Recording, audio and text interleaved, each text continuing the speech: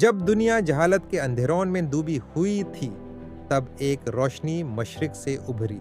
یہ روشنی تھی ابن سینا۔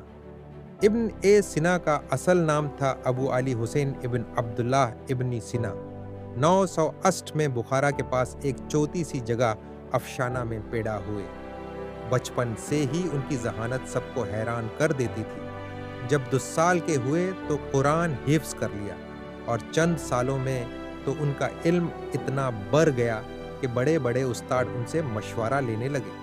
وہ نہ صرف طبیب تھے بلکہ فلسفر، میتھمیٹیشین اور سائنٹسٹ بھی تھے۔ ابن سینا نے صرف کتابی علم نہیں سیکھا بلکہ ہر چیز کو سمجھنے اور اس پر تجربہ کرنے کا جذبہ رکھا۔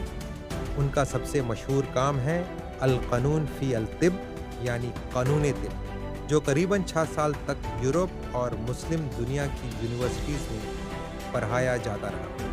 اس کتاب میں انہوں نے ڈیزیزز کی تشخیص، ان کا علاج اور دواؤں کے اثرات پر تفصیل سے بات کی۔ وہ پہلے شخص تھے جنہوں نے یہ سمجھایا کہ بیماریاں نیچرل وجہ سے ہوتی ہیں، نہ کہ صرف سپر نیچرل یا تویز و تعویذ سے۔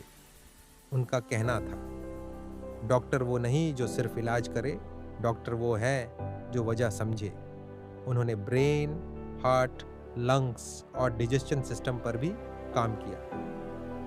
آج بھی کچھ ایسے طریقے جو ابن سینا نے تجویز کیے ماڈرن میڈیسن میں استعمال ہوتے ہیں۔ ابن سینا نے سائنس کے علاوہ میٹا فزکس اور لاجک میں بھی لکھا۔ وہ ایرسٹاٹل کی تھیوریز سے متاثر تھے، مگر انہوں نے ان تھیوریز کو اپنے نظریات کے ذریعے نئے انداز میں سمجھایا۔ ان کا ایک عقیدہ تھا، عقل اور ایمان دونوں ضروری ہیں۔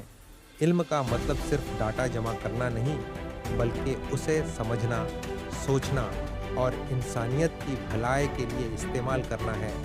ان کا سفر آسان نہیں تھا۔ زندگی بھر وہ سیاستی اتھل پتھل میں گرے رہے، کبھی قائد، کبھی طبیب خاص، کبھی مسافر، مگر ان کا جذبہ کبھی نہیں ٹوٹا۔ کہتے ہیں ابن سینا نے 405 سے زیادہ کتابیں لکھی۔ ہر کتاب میں علم کا دریا ہے، اور جب وہ وفات پائے ان کی عمر صرف 36 سال تھی، مگر ان کا کام، ان کی سوچ، ان کا اثر ہمیشہ کے لیے زندہ ہو گیا۔ آج جب ہم انہیں یاد کرتے ہیں تو صرف ایک طبیب کے طور پہ نہیں بلکہ ایک ایسے علم کے فوجدار کے طور پہ جس نے اندھیروں میں روشنی بن کر ابھرنا سیکھا۔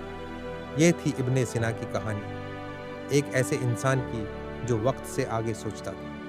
اگر آپ کو یہ کہانی پسند آئے تو ضرور لائک کریں، سبسکرائب کریں اور کامنٹ میں بتائیں اگلا علم کا ستارہ کون ہو۔